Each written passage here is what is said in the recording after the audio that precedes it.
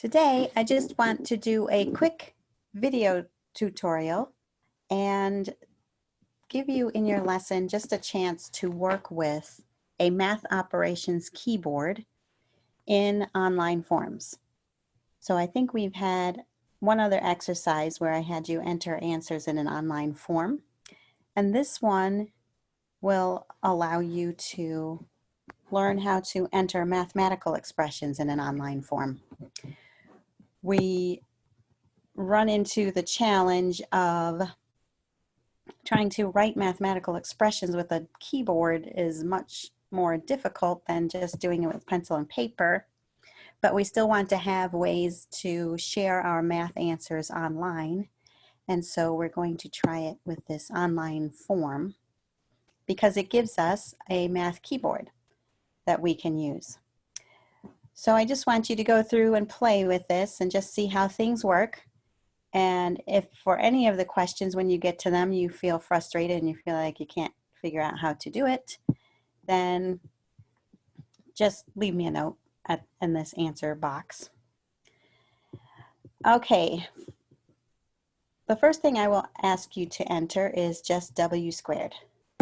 So you click on this, enter your answer, and up pops a math keyboard. And to write W squared, all we have to write is W. Type in W just off your computer keyboard, and then come down to this X squared, and this is the square operator. And if you just click on it, it makes your W squared. So it will just square the last value that you entered. And then that's it. Just come down here and press OK, and that enters your answer. Now let's try something a little more involved. A squared plus B squared equals C squared. You may recognize that as the Pythagorean theorem. So we type in A, come down to our square operator.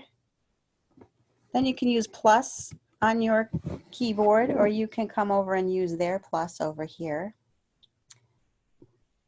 Then type in B and use your squared operator, plus C. And that's not what I meant to do, so I'm going to backspace. That's where I said plus, I meant to put equals. So equals C, and then my squared operator. A squared plus B squared equals C squared. That looks right to me. I'll hit OK. Now with this next one, we'll get a chance to enter fractions, which can be very difficult to do in a Word document also. So to input a fraction, you start out with this fraction operator. And you find if you hover over this, it pops up the operator and it says fraction.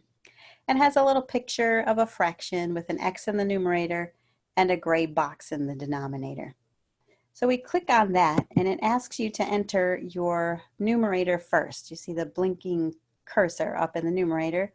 So for 3/4, we'll enter a 3.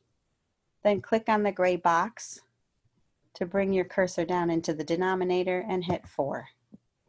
Then click to the left of the fraction to bring your cursor out of the denominator, and we can start typing again. I'm going to use my keyboard to do the parentheses, and then type in X, use my squared operator, type a Y, minus, now I need my fraction operator again. I'm going to type in 1/2, so first I need to type in the 1 for the numerator, click on the denominator, and type in my 2, then click next to the fraction again, and type in X, and then close my parentheses. And I'm done. You don't have to work that out, I just wanted you to practice typing that expression. And now let's try this one. Y equals ax squared plus bx plus c. That's the standard format for a quadratic function. We're working on that in 8th grade. Ax squared. And this operations keyboard makes it a lot easier to do exponents than you can in email documents or word processors like Word. And you hit OK. And then I'm going to give you a couple of exercises where you actually do some exercises like the ones you've been doing this week that will allow you to do some distributive property and combining of like terms. So here we have our first expression here, 6x times x plus 5y plus 3 needs to be simplified before we can combine like terms. And let me just look through the rest of the equation. It looks like the rest of these terms are simplified. So first let's distribute the 6x. And this is what you would want to do on your paper. So I would get out pencil and paper for this one and scratch this work out. And then once you get to your when you get your final answer, then you would want to type it in. So I can't really take you through this particular exercise because I only get one line to type on, which is a limitation of this, using it as a teaching tool. But for our math exercises, I might give you a complicated problem, but all I want you to enter into the form is your answer. So this is the answer I got. You can check it and see if it's the answer you got.